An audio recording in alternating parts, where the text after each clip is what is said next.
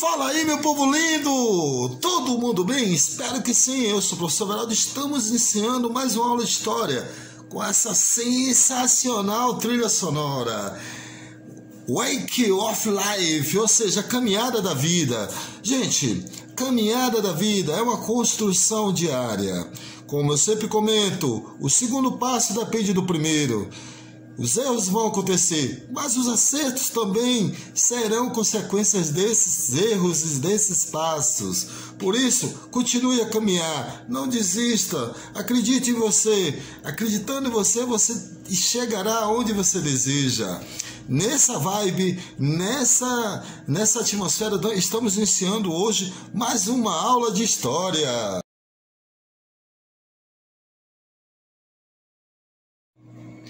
Então, meu povo lindo, depois de ouvirmos essa música sensacional, muito bacana, agora vamos dar início agora à nossa aula. Falaremos hoje aí sobre a colonização espanhola na América, tá bom? Assim, de acordo com os principais estudiosos, a população americana, né, na época da chegada dos europeus, existe uma estimativa aí de 80 milhões de habitantes. Assim, 30 anos após a chegada dos europeus na América, né, houve uma redução drástica. Essa redução aí, ela caiu para 10 milhões. Para vocês terem noção do genocídio que os indígenas, os habitantes, os nativos que aqui habitavam sofreram aqui com a chegada dos colonizadores europeus.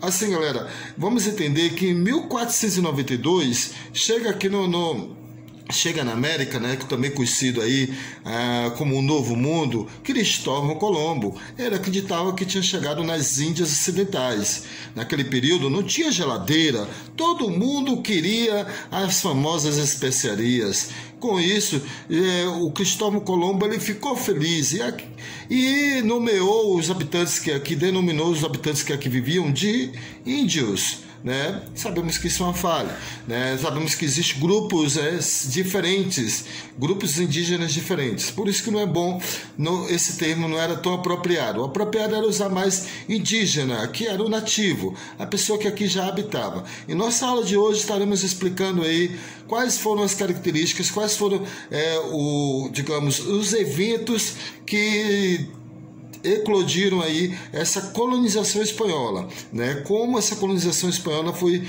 desenvolvida, quem foi Cortés, né? Quais foram aí as ações tomadas por ele.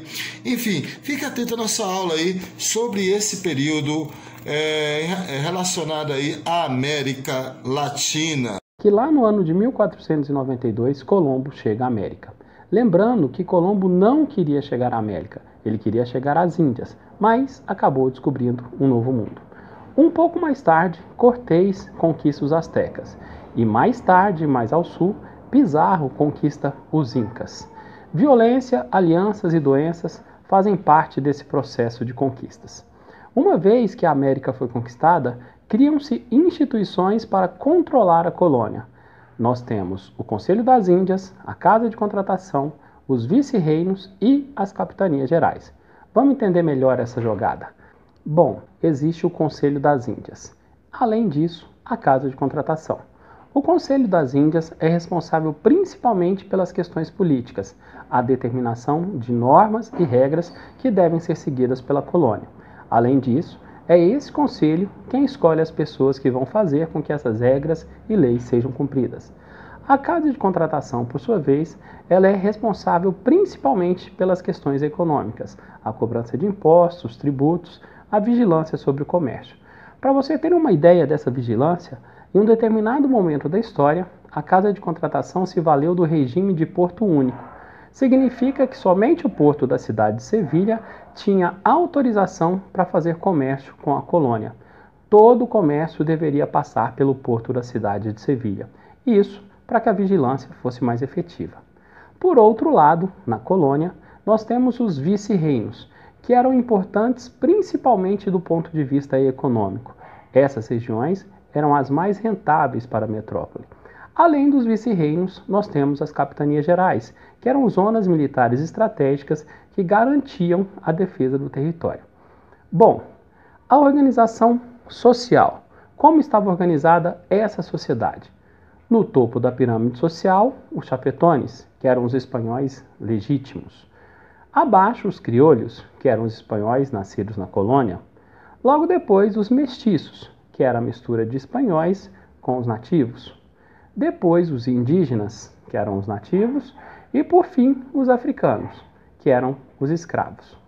Essa, então, é a organização social. E o trabalho?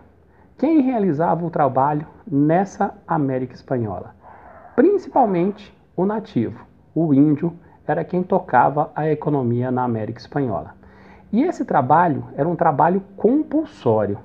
Não se pode falar em trabalho escravo, porque esse índio recebia algo em troca. Embora isso que ele recebesse em troca não valesse tanto assim. Você vai entender agora.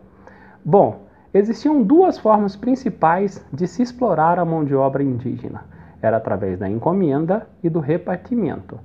A encomenda era uma forma em que os indígenas eram recrutados e recebiam como salário a catequização. Esse era o salário recebido pelos indígenas. O repartimento era um trabalho que o indígena prestava para a coroa portuguesa durante um determinado período e também recebia um salário em troca, mas esse salário era praticamente miserável. E esse indígena não podia recusar participar nem tampouco da encomenda e nem tampouco do repartimento.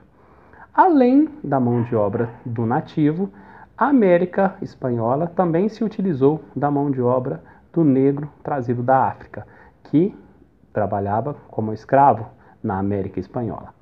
A economia. A economia tinha como carro-chefe a mineração, a extração de ouro e principalmente prata. É aí, na mineração, que o indígena vai ser utilizado. Principalmente a mão de obra indígena é que toca essa mineração. Além da mineração, nós temos a agricultura, que utilizava principalmente a mão de obra do escravo africano. Essa agricultura se desenvolveu sob o regime de plantation. Quais são as características desse plantation? O plantation se caracteriza pelas grandes propriedades de terra, que são os latifúndios. Além disso, a monocultura, a cultura de um único artigo. Logo depois, a escravidão, que no caso da América Espanhola foi a escravidão do negro africano. E por fim, o comércio exterior. Aquilo que era produzido ia para fora, para a metrópole, e não ficava no mercado interno.